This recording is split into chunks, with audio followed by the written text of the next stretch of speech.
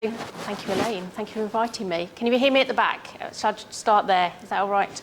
So, yes, I work for UKHSA. I've been there less than a year. So prior to that, I was in a teaching hospital working in infection control. So most of what I'm going to talk about is the experience of working in a hospital. So I've been asked to talk about novel technology, but we're still talking about decontamination. So a lot of this will be very familiar from the last talk. It's just the application of that to different types of decontamination methodology that you'll be looking at and evaluating using those same principles. So what is decontamination? Well, we have surfaces that are contaminated. They're contaminated with lots of things, and some of those things are microbes, and some of them can cause infections in certain circumstances. So Johnny talked about the concentration of the microorganism. There's also, some organisms are potentially more virulent, they're more pathogenic, then some of your patients are more susceptible. So a patient in haematology who's just had a bone marrow transplant would be very different in terms of the management of that compared to somebody who's just walked into a GP practice to have a vaccination. So the risk factors for transmission can vary hugely, and we have to factor that in. And we have to be able to use all of the means at our disposal to make sure that whatever we're doing, however we're using that surface, because again, we could be sitting on it or we could be putting it down the back of someone's throat, however we use that surface, we are decontaminating it to an appropriate standard. We can't sterilise everything. That's not practical, it's not feasible at all. So we have to be pragmatic, we have to be safe. Now we divide our decontamination strategies into cleaning, disinfection, and sterilisation. And sterilisation we reserve for surgical instruments and things like that, and we're not going to talk about that today. So we're largely focusing then on cleaning and disinfection. And again, you've seen this morning, Spalding classification, really important in terms of how do we use that surface, what are the risks, and how do we assess that very quickly. And this is a very simple sort of rule of thumb. If it's in contact with intact skin, it's fairly low risk. And originally we said cleaning is absolutely fine. We certainly don't want to be going for sterilisation or very high level disinfection if we don't have to, because as Jean-Yves said, it's expensive. Elaine alluded to the fact that it can damage surfaces. There's the environmental impact, there's the impact on drug resistance. So we have to factor all of that in and be pragmatic. So sometimes we require higher levels of decontamination, but not always. And I'm going to concentrate for today on those low-risk category environments, those environmental surfaces, because it's the environmental network. And I'm going to focus on whole room decontamination for my novel techniques.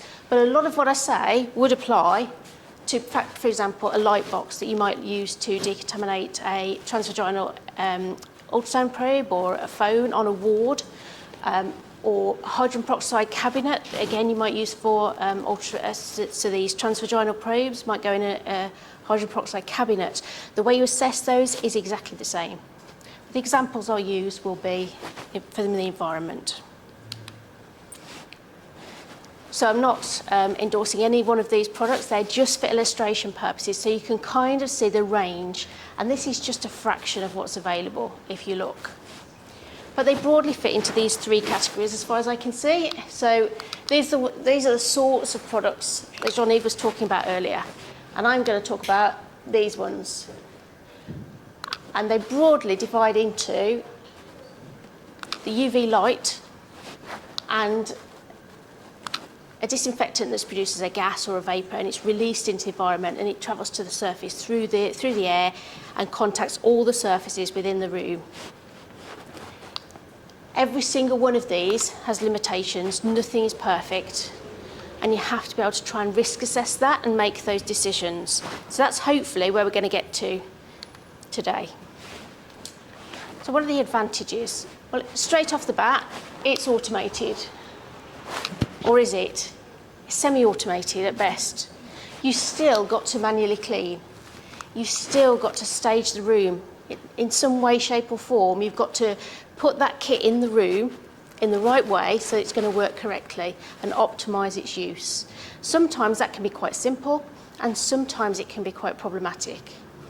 So there is an element there of human influence. And as we've talked about this morning, that actually is probably one of the biggest challenges.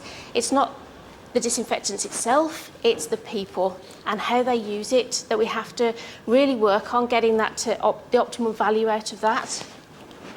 They require additional staff training. You know, they're big, fancy, expensive pieces of equipment that we've just purchased. We're going to train people properly, aren't we? We should train them properly when we give them a mop and a bucket, but often we forget. So it isn't extra training.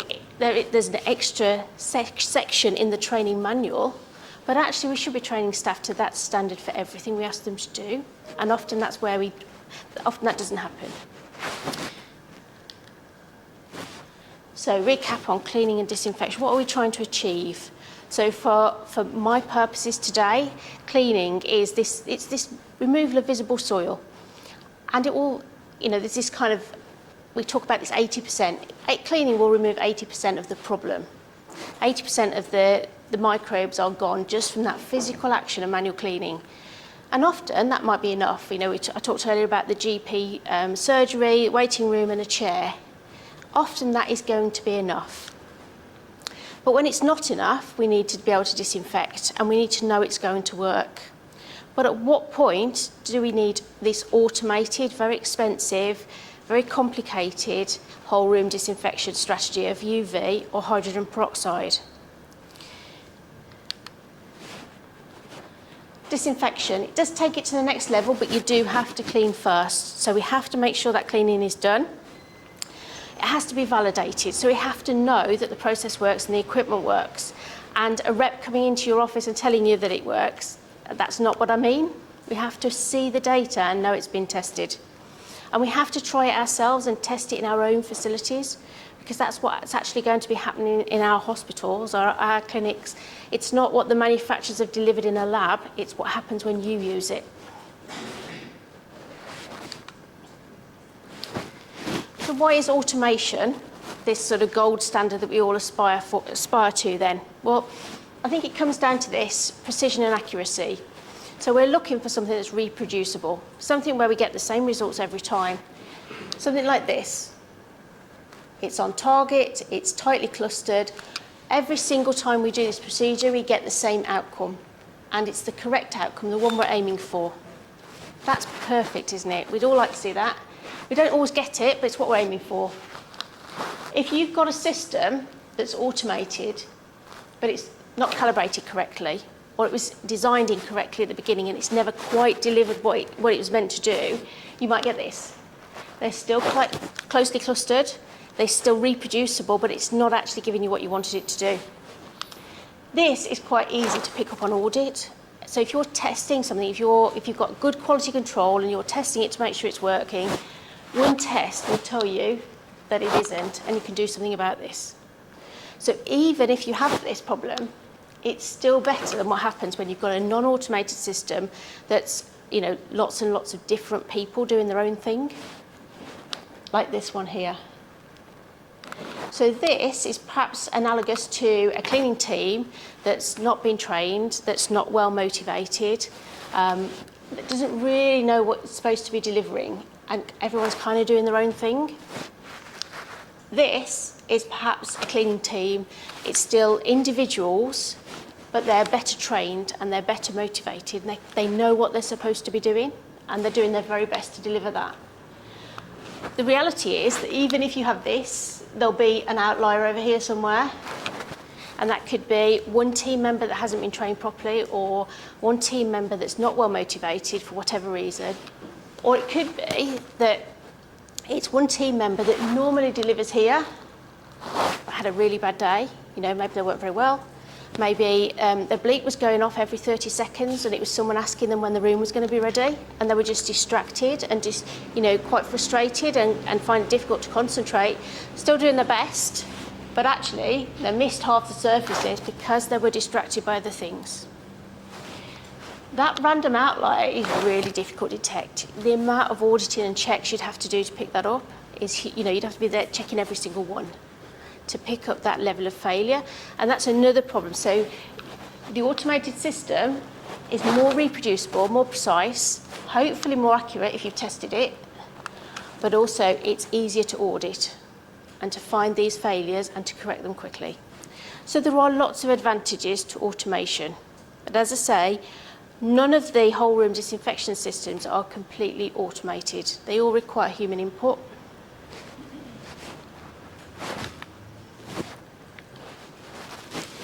Okay, so these systems, the UV systems and the hydrogen peroxide fogging and the peracetic acid and the ozone, whatever it is, these are more effective than a detergent. I think we can, hopefully I'm preaching to converted on that. In terms, if in a lab, if you were doing efficacy testing, they would perform better. In reality, that doesn't always make the difference that you might expect it to. This is a very old slide that was given to me by Tina Bradley. I dread to think how old it actually is. And it shows that if you clean a floor at 10 o'clock every day, you can get an 80% reduction just with detergent. So that's looking at the bacterial counts on the floor. If you do the same clean at 10 o'clock, but you use a disinfectant, and she didn't specify which one in the slide, no, that memory is gone. But if you use a disinfectant, you can get a 99% reduction. So that's obviously better, isn't it? Because we've got a better clean. It's, more of the bugs are gone from the floor. The issue is that very, very quickly, the recontamination occurs, because this is obviously a high throughput area. So this is the counts increasing again very, very quickly. So within that 2 hours, an hour and a half, hour and 3/4, we are back up to where we started. And that doesn't matter whether you use detergent or it's disinfectant. Now, it could be some of the residual effects of the newer disinfectants may address this, but going on this data, for most disinfectants, the actual difference is this shaded area here, and that's negligible. Because what actually matters is how often you clean when you've got a high frequency of recontamination. Except to what you said earlier about not damaging things. Everything is a balance and nothing is perfect. So, it is automated, but not totally. There is training. The training may be better, but actually we should be doing better training for manual cleaning. It's reproducible and auditable, many of these systems, because they are automated. And for that reason, they're easier to audit and check. The more effective, the actual actives are more effective, but it all depends how you use them as to what that actually translates to in your hospital, in your clinical area. And the capital outlay can be quite significant. So let's look in a little bit more detail then at laboratory testing. So most of the tests that we use, and John alluded to this, they're kind of models. It's like a baseline gateway. Should we even consider this as an option? Because has it met the minimum standards? So there are requirements for people to put a label claim, to actually stamp it on the label of a product, this is a disinfectant. You have to jump through certain hoops. And these are lists of those standards that apply. So these are kind of the baseline standards for healthcare.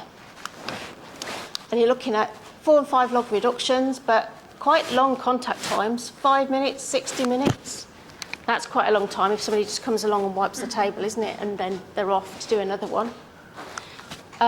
So they have their limitations.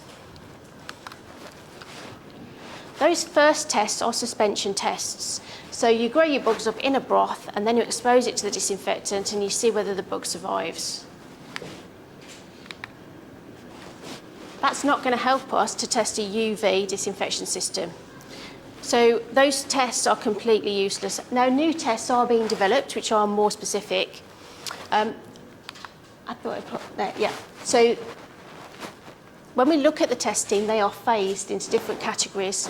The very top phase 1 test, this is just, does the chemical work? Should we invest in this chemical? Could we make a product from it? Phase 2 tests are looking at the products. But the step 1 test, it's still very much this suspension test screen. When you get into step 2 tests, this is where you're looking at the application. So if you're going to sell it as a hand rub, you test it as a hand rub. If you're using it as a wipe, you test it as a wipe. If it's a fogging system, you've got to test it as a fogging system. And with the UV, this is where we kind of have to start here with this. You know, it's a UV system. We're going to wheel it into a room. We're going to use it and test these surfaces. So we'll contaminate the surfaces and we'll put them at a fixed distance from the machine for a fixed length of time, at a fixed angle, and see if the organisms are reduced in terms of the log counts after a fixed length of time. We have to standardise everything. But actually, each of those pieces of equipment is marketed with a different set of instructions. So some of them are robots and they move. Some of them have swinging arms, so they move. The fixed ones you will always do in 2 positions to try and get away from this idea of shadowing. So if I put a UV system here, it's not going to hit the controller at the back here because it's in shadow. So I now have to move my light source over here and over there to get to the back of that blockage, that shadow. So we're not testing any of that in this standard. So it's kind of a starting point, but it's not, it doesn't give you the whole answer.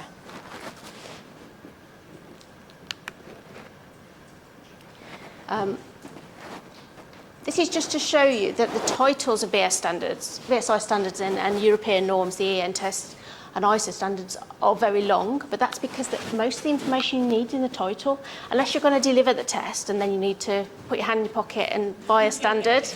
But no one really wants to buy many standards, but it's still, just put the number into the website and look up the title. So it's medical area, it's for field tests, it's phase 2, step 2 testing as well. So this is testing the actual product in its actual application, and the application is medical, and it's for non-porous surfaces, and it's with mechanical action employing wipes. So it tells me what that test is for. If someone phones you up from a States department and says, I've been offered this disinfectant, it's for dipping my tools after I've been working on macerators, and it's got all these test certificates, and you look up the number and it says this is a water additive to stop Legionella growing in water tanks. Yeah, you don't buy that. So don't be afraid of the numbers, but always look them up.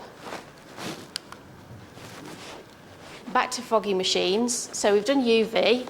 This is fogging machine. These are 2 examples. This example on the left, the particle size is quite large and they're just coming out of the nozzle and hitting the floor. So there's no disinfection in the room. There's no whole room disinfection. That surface over there isn't getting any disinfectant at all. If you test this disinfectant in a tube, it probably is effective because they wouldn't have got this far. They wouldn't have invested if it didn't work in a test tube. It's probably got all the right EN standards to say it works in a test tube, but your distribution system is not working. And before you buy something, it's got to have this phase 2, step 2 test that says, in this application with this distribution system, it's going to reach all corners of the room, like this one here. So the way that we test that is that our discs, our stainless steel discs with the organisms on, are now not in direct line of sight like they are for the UV test. They are now on the back of a post deliberately, facing that way. So I'm squirting here, and the disinfectant has got to go around the corner and back to get to those discs to pass the test. So that then gives me the confidence that that system will work. The UV test and the fogging tests are quite new, and it takes a while. The manufacturers don't have to comply straight away. There's kind of this embedding period where the standards are there, they're available, but the manufacturers are given a grace period to implement them, get all the testing done, and save up the money to do them because they're incredibly expensive.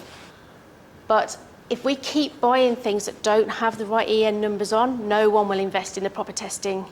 If they can turn up at your hospital and give you a pack that's labelled with a standard for a water additive and no one notices, then they're not going to do the proper set of tests. They're not going to do all of them. So we have to get better at holding them to account and checking those tests. And then we have to do the field test stuff ourselves in our own hospitals. And but we start by looking at what other people have done. Did it work in other people's hospitals? Did it have a clinical impact? And actually, you can get a clinical impact even if it didn't hit the standard. So having said we checked the standards, it may not meet the standard. This system didn't meet the standard when the standard was brought in. but it actually worked. So when I started infection control, this data hadn't been analysed because there'd been nobody in post for 8 months or something. So my first job was to produce this graph. And when I did produce it, I had to pick everybody up off the floor when I showed it to them because they were a little bit upset by that because it was going upwards quite rapidly. As was everybody's at that point, to be fair. It's 2006. If you sample for C. diff and you've got a problem, you'll find it in the environment. It's fairly easy to find C. diff. I was still quite surprised how much I found. It was everywhere. And I was only testing rooms that had been cleaned and cleared for reoccupation. So I didn't check to see who'd left the room, to see whether they had C. diff. I just started with isolation rooms in healthcare of the elderly, and the clean teams went in, they did their clean, which was either a terminal isolation clean if it had been requested, or it was a standard clean, and there was C. diff everywhere. And we were, by the time I got these results, another patient had been in that room. And if you ribotype all of these as well, they're not even the same strain. So they're probably not just from the last patient, they're probably from the patient 6 weeks ago and things. So we improved the cleaning, and we improved by adding this extra disinfectant step with this hydrogen peroxide. As I say, you can't buy this now. This is one of the very first generation hydrogen peroxide machines, and it probably didn't meet the full standard, but it did make a difference. So we'd already started to turn a corner by improving isolation. So this is about when a patient gets C. diff, making sure they're in a side room. It was difficult because we didn't have enough side rooms, and we had to create a cohort ward to be able to do it. But that was improved diagnosis and isolation. Everything after that was cleaning, and down here it's improving stewardship predominantly. Difficult to pull them out, but that's what everyone felt was going on. That hydrogen peroxide system didn't clean and disinfect everything. We didn't clean anything. The staff cleaned it. We had residual contamination behind curtains. Now, we would normally have taken curtains down, but I was sampling a room that had been set up ready for the next patient. And behind the curtain was contamination. We had felt notice boards in every ward, which were removed, fortunately, after we found C. diff on them.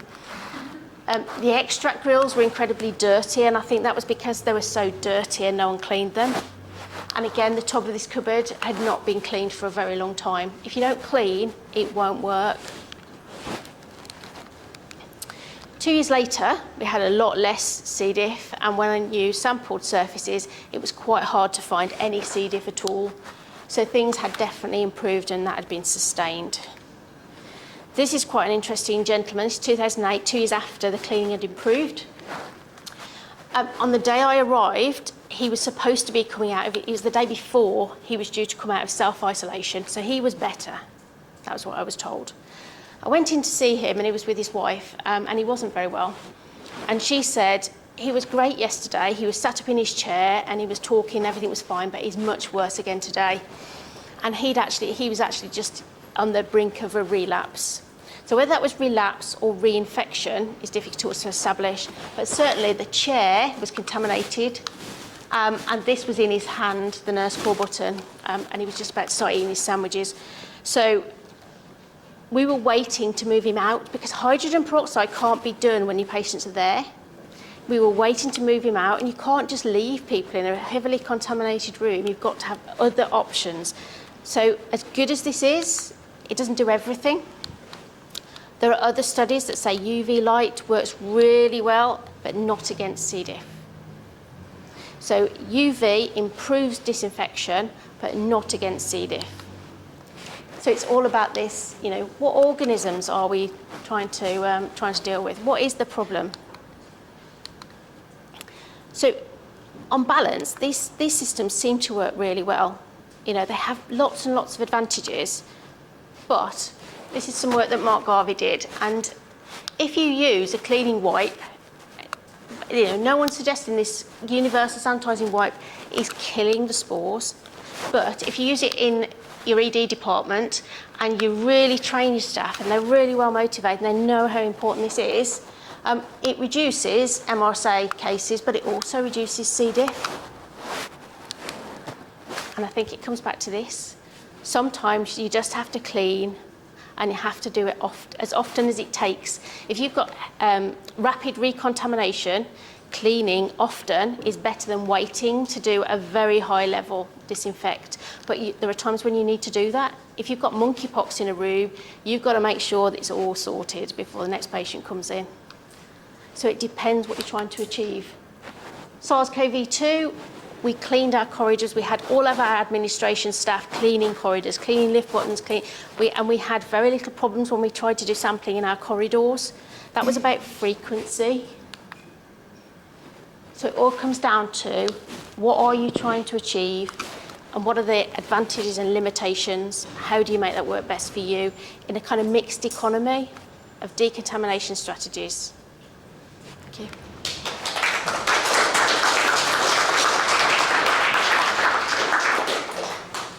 Thank you.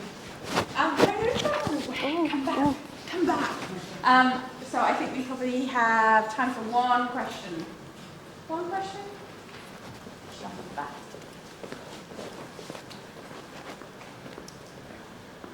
Thank you.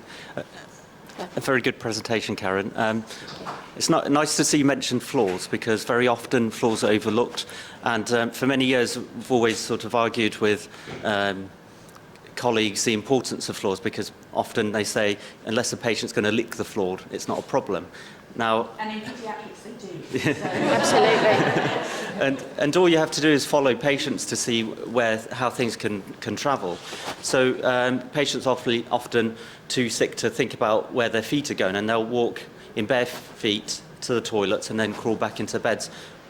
And in doing that, they're bringing bacteria and C. diff from the floors onto the bed rails, control buttons, into their bed, and then they're rolling around and they contaminate everything else that's there.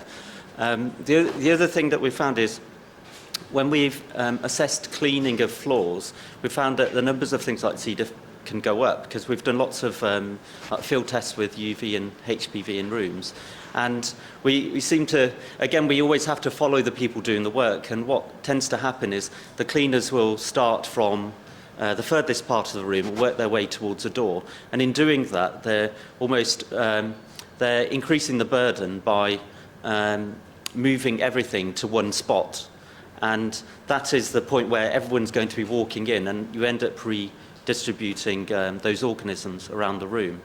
And then lastly is all these tests, it pains us all to see that these tests are very good, and for reproducibility, they follow rigorous testing. But often when it comes to field tests, that's where they fail, because it's always down to the end user and how they interpret them. And one of the things that's missing is the contact time needed, because if you need 5 minutes to get a 5 log kill, or 60 minutes for a 3 log kill of spores, for example, you're not going to be able to tell a patient to not touch the surfaces after you've wiped it. So a lot of these methods or means to test is usually sort of with the viewpoint that the room is already empty. So it works for terminal cleaning, but for daily occupied status rooms, it's very difficult, because the surfaces become reseeded. So, Can I just answer that? Yes. There is a longer version of the presentation about C. diff that talks about whole ward decontamination and decant.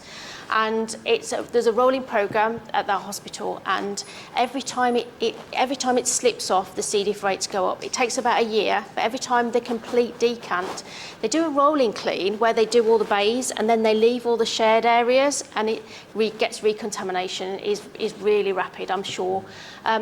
So the rolling bay by bay doesn't deliver the same thing as a whole ward decant, and it's a whole ward decant that produced those results and sustains them. As soon as you lose that, it creeps back up very slow. Within a year, it starts to creep back up, and I give that presentation once every year and a half to reinforce the need for the whole ward decant. The other thing is, I don't know if you've ever seen the SOC project, so I jokingly suggested that the best way to sample floors was to collect the gripper socks that we give to patients so they don't slip over. And as a Christmas project, Nick Mahida actually did sample them, and it's enlightening. And patients go everywhere, obviously, in the gripper socks because that's their purpose. But unlike slippers, they don't take them off. They keep them on when they get into bed. And they are reliably contaminated with VRE and occasionally with C. diff. That's a B&J Christmas paper, if ever I heard one. It was submitted, I think. Oh, B&J Christmas paper is my favourite treat of the year. Yes. So we definitely need something on socks versus slippers.